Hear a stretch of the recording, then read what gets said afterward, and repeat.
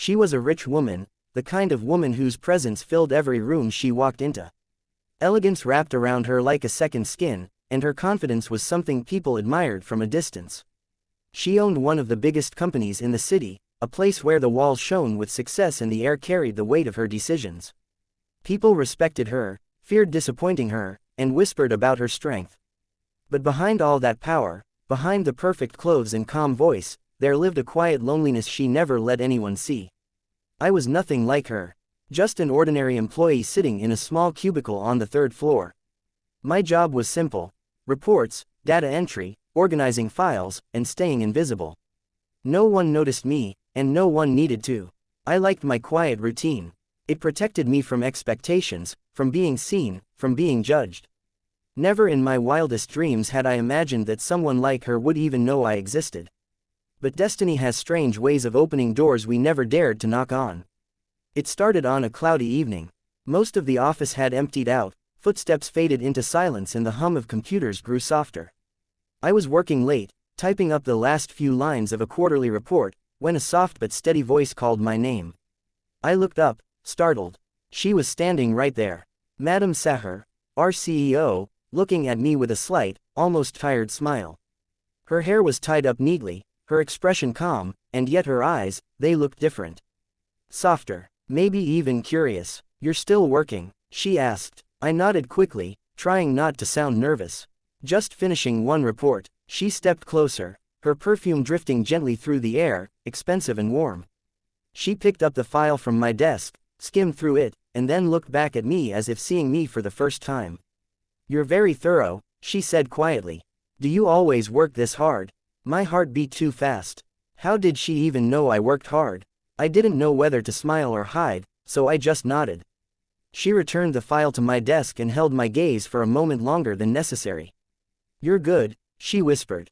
"Very good." Her words should have been simple encouragement, but something inside me shifted. It felt like someone had touched a part of my heart that I had kept locked away for years. From the next day on, everything changed. She started noticing me, really noticing me. At first, I thought it was just coincidence. She would pass by my desk and ask softly, "Did you have your coffee?" Or, "Are you okay today?" Her tone was never like a boss, it was warm, almost caring. Sometimes she would stop and say, "Can I ask you something?" Even when the question was small and didn't need my input. Other times she would linger near my desk, watching me work for a moment before walking away. People wondered why the CEO often paused near the third-floor cubicles, but no one questioned her. And I pretended nothing unusual was happening, though my heart trembled every time she looked my way. Evenings in the office became our silent meeting place. If she worked late, she would call me to help her with something important, though often it turned into small conversations.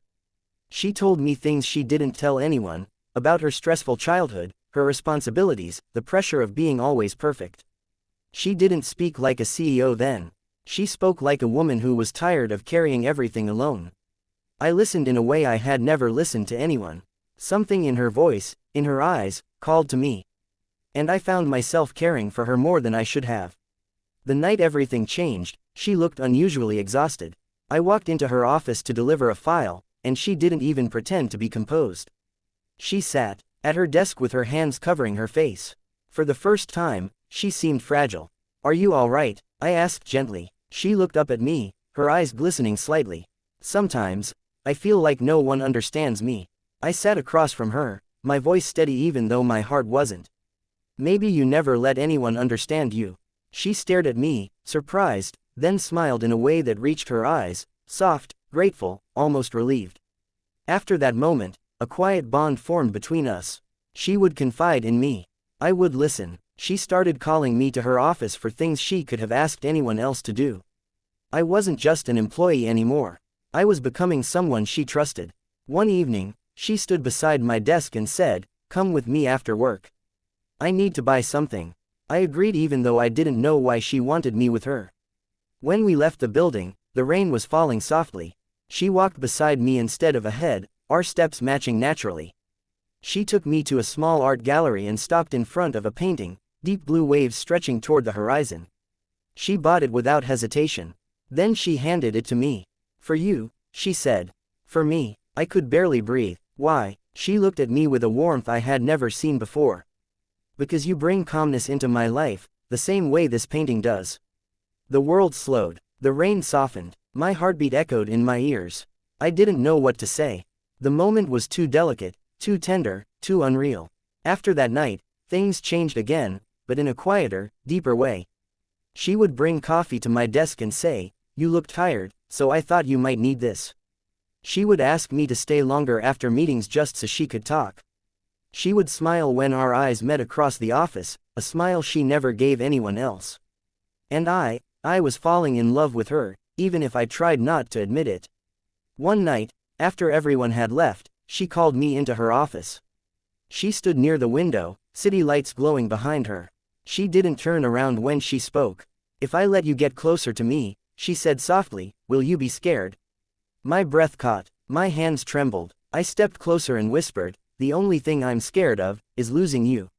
She turned then, slowly, like her heart was finally giving itself permission to feel. She reached out and took my hand.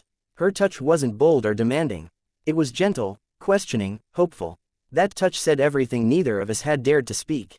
After that night, our lives transformed, slowly, beautifully. We didn't rush anything. We kept our boundaries. We respected the fragility of our growing affection. But our hearts recognized each other in every silence, every shared glance, every unspoken moment. She would ask me, "Are you eating well?" I would ask her, "Did you rest today?" Small questions, big feelings. One evening, she whispered, "I want you in my life, not just as an employee, not just in the office. I want you, close." I looked at her, at the woman who seemed untouchable to the world but so human, so open with me. My voice was barely a breath. "I'm already in your life, you just didn't say it before." Her smile then was the most beautiful thing I had ever seen, soft, relieved, overflowing with warmth. Our story didn't need declarations or loud promises. It grew in quiet moments, in late-night conversations, in the trust she placed in me and the love I carried for her. I remained an ordinary employee on paper, but in her heart, I had become something she never expected to find. And she became the woman I never expected to love.